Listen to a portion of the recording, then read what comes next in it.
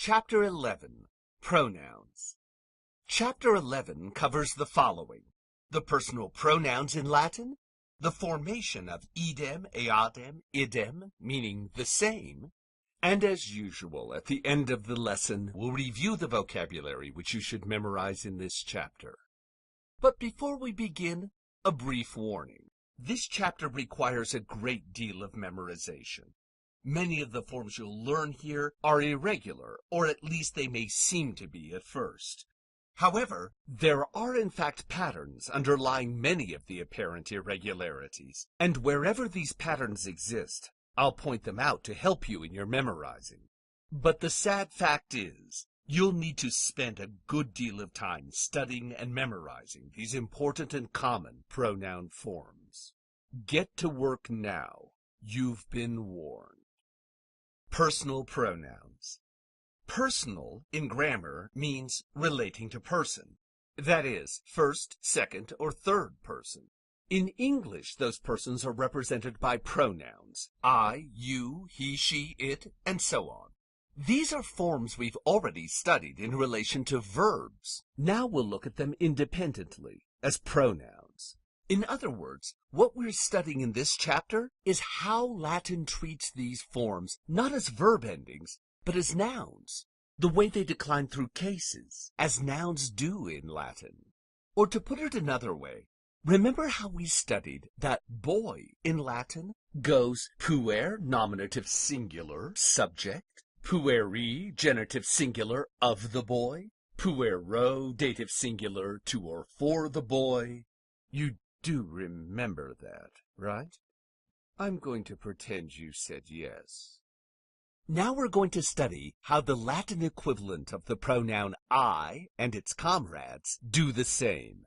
In other words, the way Latin says nominative I, genitive of me, dative to me, and so on, and its second-person counterpart, you, of you, to you, and the third person, he, she, it, his, hers, its, and so on, along with their plural counterparts. So let's get to it. And no better place to begin than with what's most important in the world: me.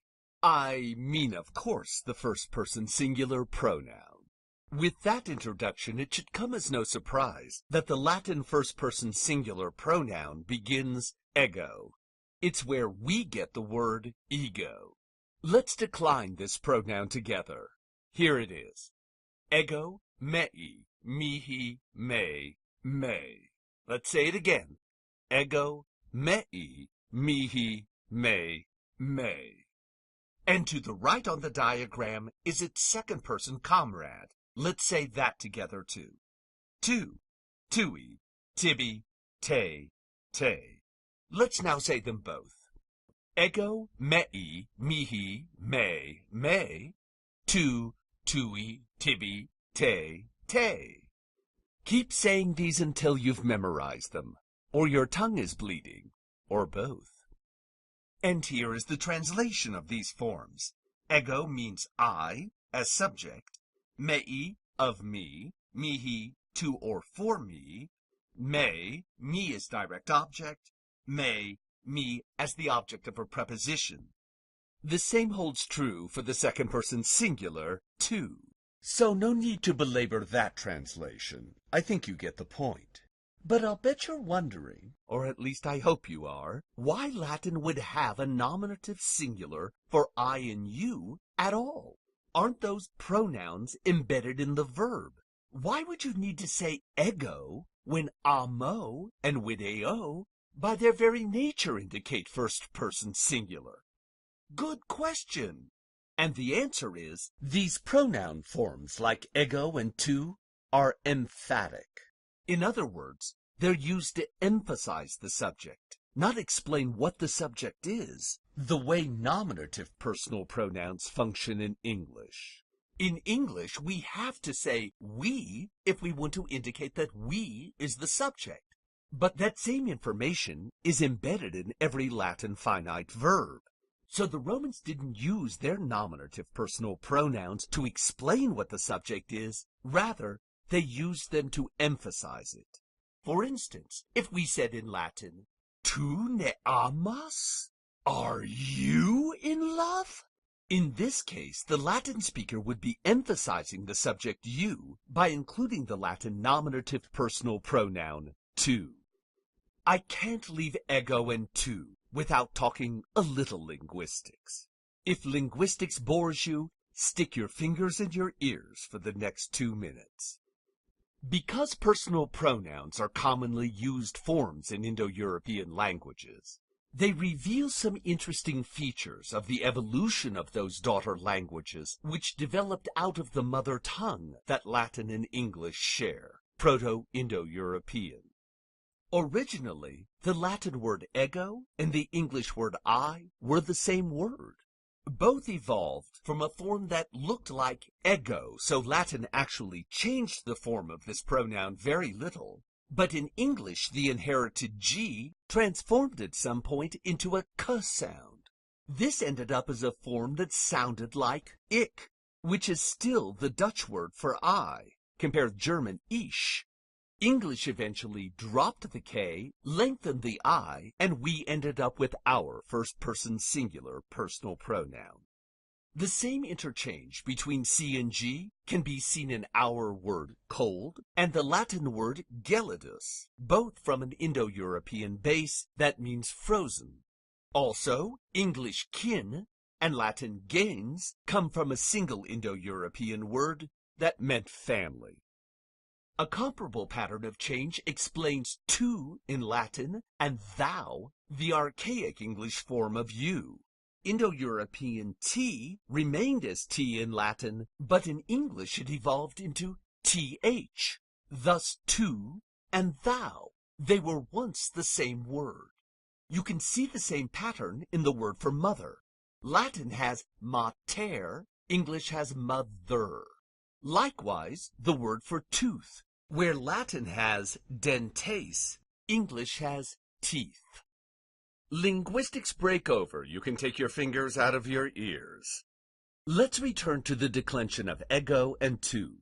Their genitive singular forms, mei and tui, show the same I ending seen in second declension.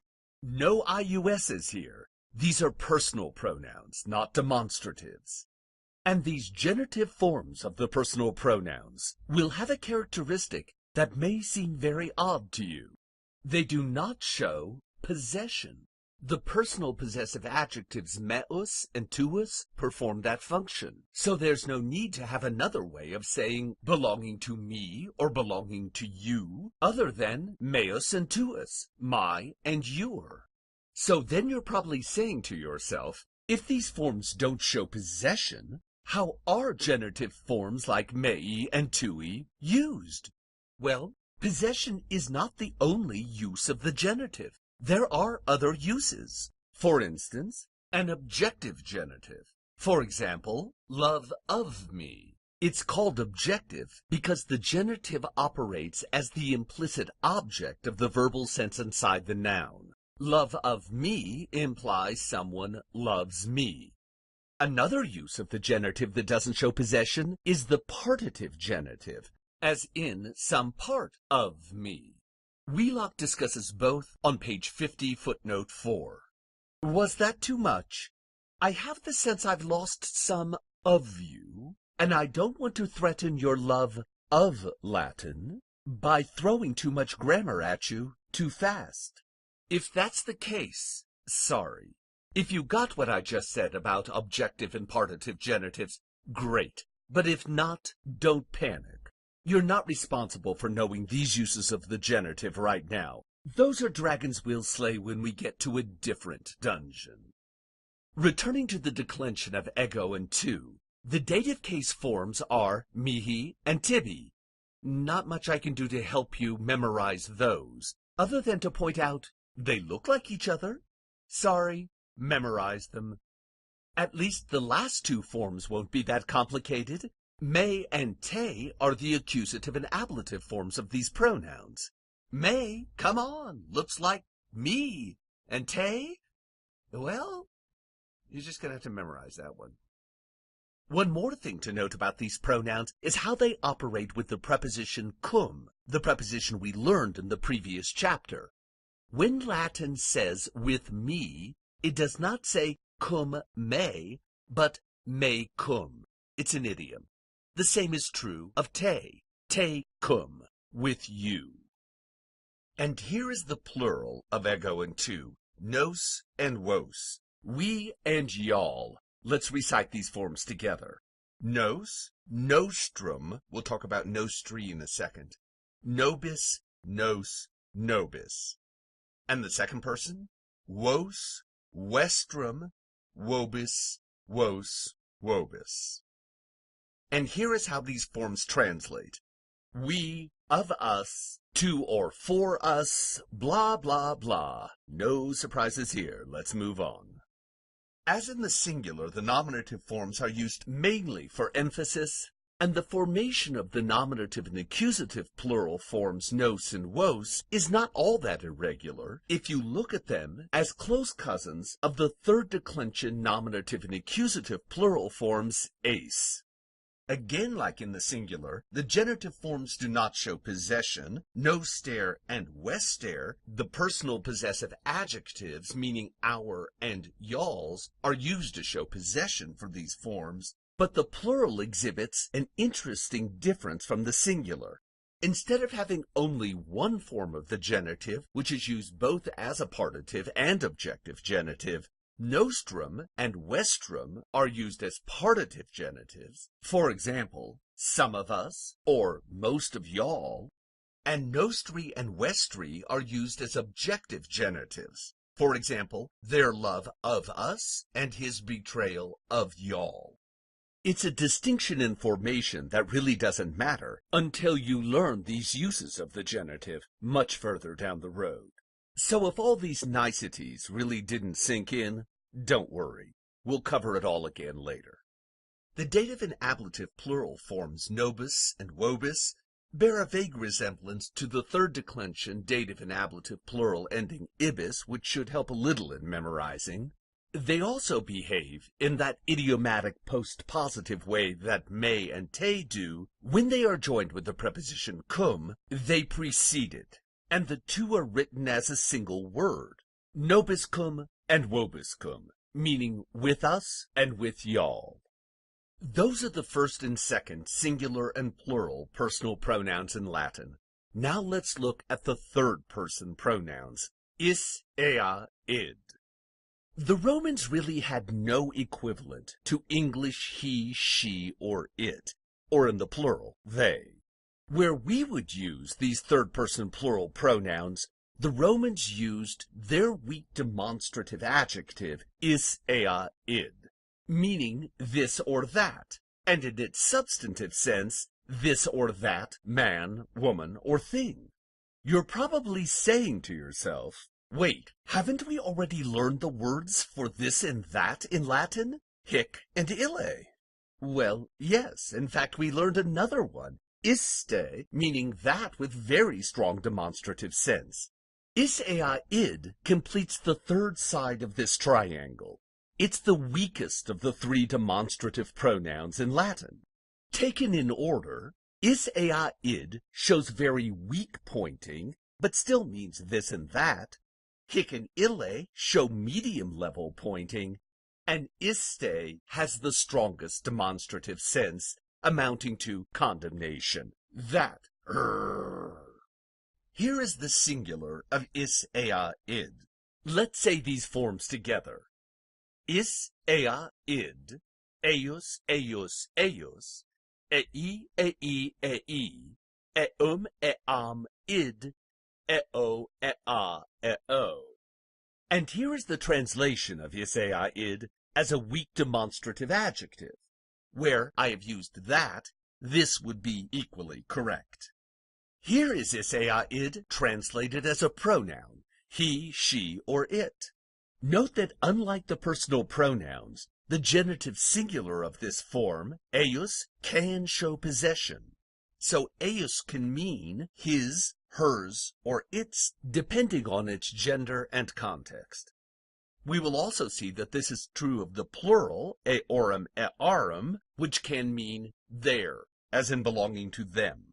And to seal the case that is ea id is really a demonstrative, not a personal pronoun, the irregularity we saw with the preposition cum, where me, te, nobis, and vobis all precede the preposition cum, creating me cum, te cum, nobis cum, and vobis cum, none of that applies to is ea id, which puts the cum where it should, in front of their ablative forms eo and ea, producing cum eo, cum ea, cum eo, with him, with her, with it, what you would expect of a normal prepositional phrase. This also applies to the plural cum eis, meaning with them.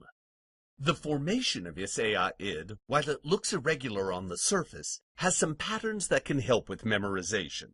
For starters, the base is, if anything, e, just a short sound, to which is added first, second declension endings, if any endings dominate here at all. Those first, second declension endings naturally produce one mandatory long mark, ea, in the ablative singular feminine. Typical of Latin irregular forms, the nominative singular masculine is highly irregular, though the s ending does resemble the nominative singular in third declension.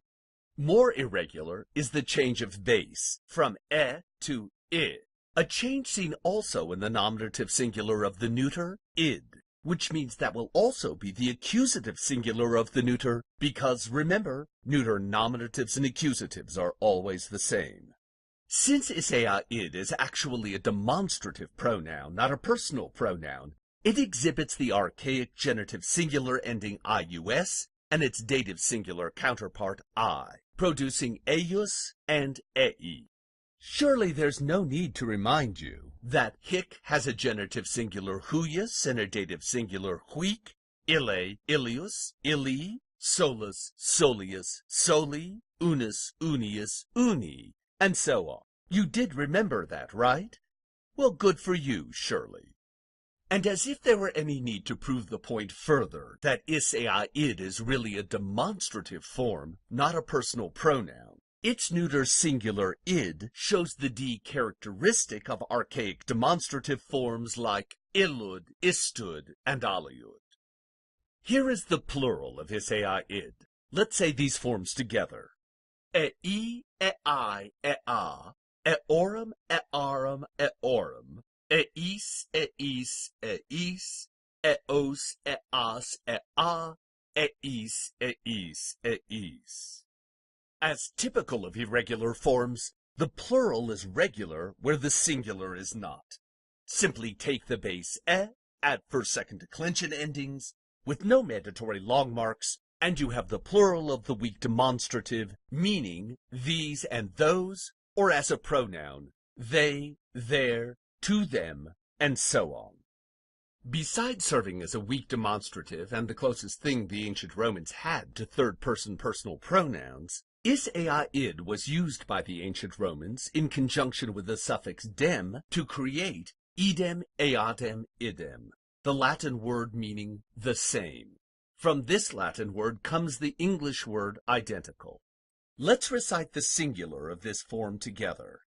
Idem, eadem, idem, eiusdem, eiusdem, eiusdem, eidem, eidem, eidem, eiundem, eiandem, idem, eodem, eadem, eodem. It should be instantly apparent to you that something is happening in this word which is foreign to the way Latin normally does its business. Because of the suffix at the end of the word, the case endings which normally come at the end come in the middle of this word. Maybe they should be called middlings. This was no minor annoyance to the ancient Romans, who were used to listening to the end of a word for the signals which told them how that word functioned in a sentence. How serious this problem could be can be measured by the scarcity of suffixes of this sort in Latin. There are simply very few. Besides that, as the suffix ran into different endings, the collision of sounds could cause irregularities which only exacerbated the problem. The first problem comes right at the first, the masculine nominative singular. where is runs into dem and contracts to idem.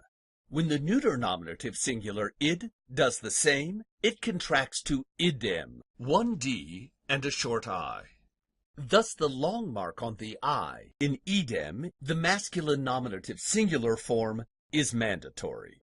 The accusative singular features another irregularity caused by appending dem to the end of id. Attaching dem to the end of eum, the accusative singular masculine form of id produces the consonant cluster md, which will almost always change to the more pronounceable nd. The same will happen in the accusative singular feminine, where eyam dem will turn into eyan dem. As expected, there's another mandatory long mark here, the ablative singular feminine, eya dem, which distinguishes this form from the nominative singular feminine, and, well, let's look at the plural. Do you see a form that looks like the ablative singular but doesn't have the long mark on the a? That's right, the neuter nominative and accusative plural. No need to recite them. There are no real surprises here, except for one minor irregularity. In the genitive plural, eorum dem will become eorun dem, for the same reason that the accusative singular is affected. The genitive plural feminine, eorum dem, will become eorun dem. And just to prove how hard it is to say eorum dem, I had to record it 6 times, make that 7, before I got it right, or wrong, depending on your perspective. You try it. It's really hard to make your mouth go MD, but I do it out of love for my students. And here's something else I do out of love for my students. I make you review the pronoun forms we just covered. Let's take a little test. Remember, tests are the way teachers say they love their students. And there'll be a whole section of love like this on the second test. Here's how love works. I'm going to give you an English sentence with a word highlighted in red. Together, we'll work out what would be the Latin for that word. During any of this review, feel free to pause the presentation to look up forms and think about what the answer should be. Here's the first sentence. She gave me everything I needed. Me. That's first person singular. What pronoun does Latin use for the first person singular? Ego. And how is me functioning in that sentence? The indirect object. What case is the indirect object in Latin? Dative. Therefore, the correct form of the pronoun would be mihi. Next sentence. The author of this book is right here. This. In this case, let's use hic haec hoc. The first question you should ask yourself is this functioning as a pronoun or an adjective? In other words, does this have something to modify? It does. Book. Therefore, hic haec hoc will get its number gender in case from book. What case and number would book be if this sentence were Latin? Genitive singular. And what gender is the word book in Latin? Liber, libri, masculine. Therefore, the correct form of hic haec hoc is huius. Next sentence. Everyone admires her. Her. Let's use is ea id. What number and gender is her? Feminine singular. That should be obvious. How is her functioning in the sentence? It's the direct object. What case is the direct object in Latin? Accusative. So what is the accusative singular feminine of is ea id? Eam. Next sentence. Everyone admires her courage. Her again. And we'll use is ea id again too. But notice that here, her is functioning in a very different way. It shows possession. What case in Latin shows possession? That's right, the genitive. And her is again what gender and number? Feminine singular. But this sentence involves an important rule you should remember. that to show possession with first or second person personal pronouns, Latin uses meus, tuus, noster, vester, but there is no such personal possessive adjective for regular third-person pronouns. You have to use the genitive of one of the demonstrative forms. So what is the genitive singular feminine of isea id? Eius. Don't forget that archaic genitive singular ending ius, which shows up in the declension of a number of demonstrative forms. Next sentence. Did these gifts come from y'all? Y'all. What's the second person plural personal pronoun? Vos. From indicates what case in Latin? Ablative. You would be the object of the preposition ex, or ab, or de. They all take the ablative. So what is the ablative form of vos? Vos vestrum, vobis, vos, vobis. Next sentence. Nothing excuses that. That sounds pretty negative to me. Let's go with iste, ista, stood. Is that singular or plural? Singular. And what gender is that? Neuter. How does it function in its sentence? It's the direct object, so it should be what case? Accusative. What's the accusative singular neuter of iste, ista, is stood? That's right. Is stood. Neuter nominatives and accusatives are always the same. Next sentence. You and I have the same character. Same. What's the Latin word for same? Idem, eadem, idem.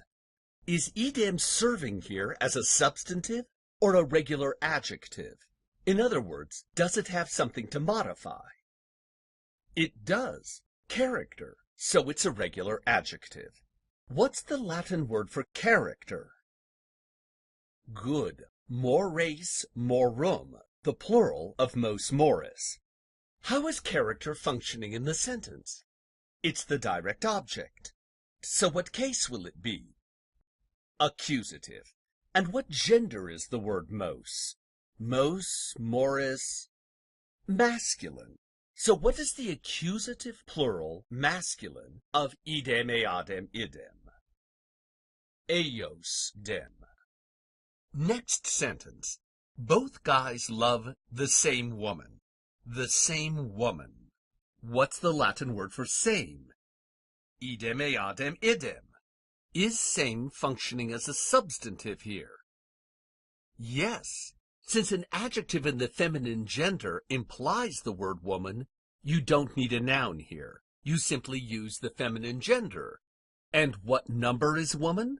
Singular. How is the same woman functioning in the sentence? It's the direct object. So what case will it be in Latin? Accusative. So what is the accusative singular feminine of idem, eadem, idem? Eiandem. Next sentence. The needs of another person are not your son's responsibility. Another.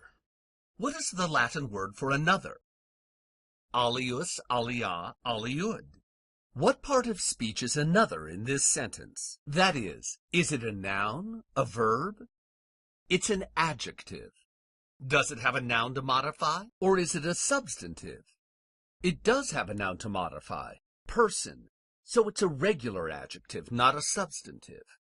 That means we'll have to diagnose the grammar of the equivalent noun in Latin for person, the same thing we did with this book and same character. Let's start with case. How is person functioning in this sentence? Of another person. It shows possession. What case should it be in?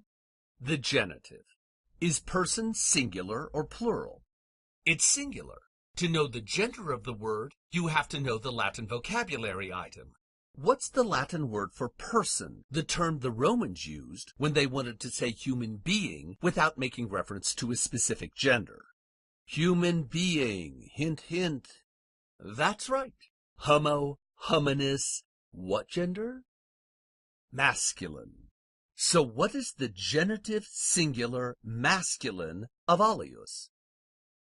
Alterius. It's irregular because the Romans didn't like to say aliius, remember? Let's stay on the same sentence, but look at a different word. Your. And let's assume the you is plural. What Latin word would you use to say belonging to you all? Remember the rule. In the first and second person, you use a possessive adjective like meus or tuus. What is the possessive adjective for the second person plural? That's right. Vester, vestra, vestrum. So, as an adjective, it's either a substantive or it's got a noun to modify. Which is it? The latter. It has a noun to modify. Sons. How is sons functioning in this sentence? What does S apostrophe mean in English? Good. A plural possessive. Sons are obviously masculine, so what number, gender, and case should the adjective be in order to agree with sons? That's right. Genitive plural masculine. So what's the genitive plural masculine form of vester? Remember, it contracts. Good. Vestrorum. Last sentence. A short but sneaky one. Only one of us agrees with you. One. What is the Latin word for one? Unus a What number and gender is one? One is obviously singular, and because you can't tell the gender of one, you use common gender, that is masculine. How does one function in this sentence? It's the subject. So what case will it be? Nominative. So what is the nominative singular masculine of unus? Duh. Unus! Even from this side of the microphone I could hear you got that one. Staying with the same sentence, of us. What is the Latin word for us? That is, we. Nos. English of is equivalent to what case in Latin? Genitive. In this case, what kind of a genitive? Does this genitive show possession? Could you say our instead of us? Our one? Like our house? No, that would make no sense. Is it an objective genitive? In the same way love of us implies someone loves us, could you say some of us implies someone summing us? No, that makes even less sense. So, is it a partitive genitive? Does some of us refer to only a part of us? Why, yes, it does. That makes sense. What is the partitive genitive form of nos? Nostrum. Noster is the adjective. Nostri is the objective genitive. Here you must have nostrum. One last word. With you. What's the Latin word for you, let's say singular? Two. English with is the equivalent of what case in Latin? Ablative. And what preposition means with in Latin? Cum. So what's the ablative form of two? Te. Cum te, right? Wrong. Remember that this preposition acts like a postpositive when its object is a personal pronoun in the first or second person. The correct answer is tecum. That's enough pronoun torture for a while. I have to stop now. If I whip you too long, it aggravates the bursitis in my wrist. And that's it. That's the... No, it's not the end. Wait, we haven't done the vocabulary. How long is this chapter gonna go on? It's like Dracula, it just won't die. Okay, use your happy voice. Now let's look at the vocabulary for Chapter 11. My, oh my, would you look at that? There's some good news. We've already done most of the vocabulary in Chapter 11, like ego, tu, is, idem. No need to go on and on about them. We already did. The next word, nemo, another pronoun, meaning no one or nobody, has an irregular declension. Here it is. The nominative is nemo, the genitive is nullius, clearly borrowing its genitive from the adjective nullus. Its dative is namini, so the base must be namin. The accusative, naminem, and the ablative is nullo, nulla, depending on gender, clearly taking its base again from nullus as the genitive does. Nemo obviously doesn't have a plural because it means nobody, and two nobodies are the same as one nobody. That's the kind of math I love. One last thing to note about this word. Ever heard of Captain Nemo, the swashbuckling submariner from Jules Verne's 20,000 Leagues Under the Sea? Why is he called Captain Nobody? Well, if you know your Homer, where Odysseus plays a trick on the hideous man-eating Cyclops Polyphemus, when Polyphemus asks what Odysseus's name is, he says, "My name is Nobody."